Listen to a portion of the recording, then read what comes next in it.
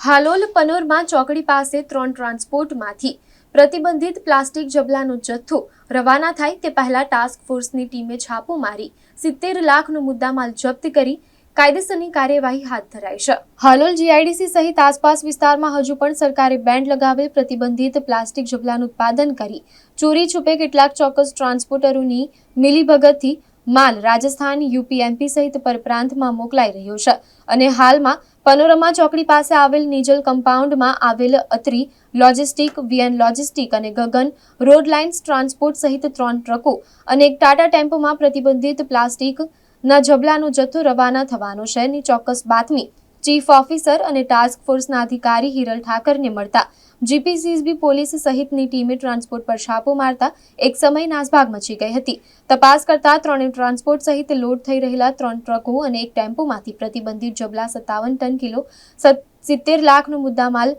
જપ્ત કરી 3 transport seal કરી કાર્યવાહી કરતા પ્રતિબંધિત પ્લાસ્ટિકના જબલાનું ઉત્પાદન કરતા તત્વો સહિત પરપ્રાંતમાં પ્રતિબંધિત માલ મોકલવાનું નેટવર્ક ચલાવતા ટ્રાન્સપોર્ટરોમાં સોપો પડી ગયો છે। નોંધનીય છે કે સરકાર દ્વારા પ્રતિબંધિત પ્લાસ્ટિકના ઉત્પાદન પર બેન્ડ લગાવ્યો હોવા છતાં હાલોલ ખાતે વિપુલ પ્રમાણમાં પ્રતિબંધિત પ્લાસ્ટિકનું ઉત્પાદન કરતા ઉત્પાદકો સામે પાલિકા દ્વારા કડક કાર્યવાહી કરી કામગીરી કરાતી હોવા છતાં પ્લાસ્ટિકનું ઉત્પાદન કરાતું હોય આ ગેરકાયદે પ્રવૃત્તિને અટકાવવા જિલ્લા કલેક્ટરની અધ્યક્ષતામાં ટાસ્ક ફોર્સની રચના કરાઈ છે। તેમ છતાં હાલોલ ખાતે બેરોકટોક પ્રતિબંધિત પ્લાસ્ટિકનું ઉત્પાદન કરાઈ રહ્યું છે।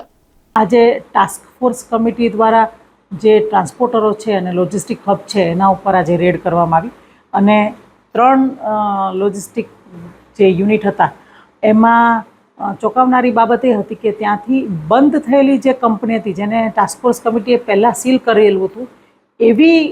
કંપનીનો માલ ત્યાં મળી આવ્યો છે। આથી આ બહુ ગંભીર વિષય બને છે અને ઊંડી તપાસનો પણ વિષય બને છે અને આવા લોકોની સામે હવે વધુ કડક હાથે કામગીરી કરવાનું ટાસ્ક ફોર્સ કમિટી કાર્ય કરશે। આજે 3 યુનિટમાંથી અને ત્યાં 4 વાહનો હતા જે એમાં એક યુપી, એમપી અને રાજસ્થાનની પણ ટ્રકો હતી એમાંથી કુલ 57 ટન જેટલો પ્રતિબંધિત પ્લાસ્ટિકનો મટીરિયલ આજે સીલ કરવામાં આવ્યું છે। આ યુનિટોને સીલ કર્યા અને એની અંદરનું જે પ્લાસ્ટિક છે એ જપ્ત કરવામાં આવ્યું છે। હિરલ ઠાકર, ચીફ ઓફિસર, હાલોલ નગરપાલિકા।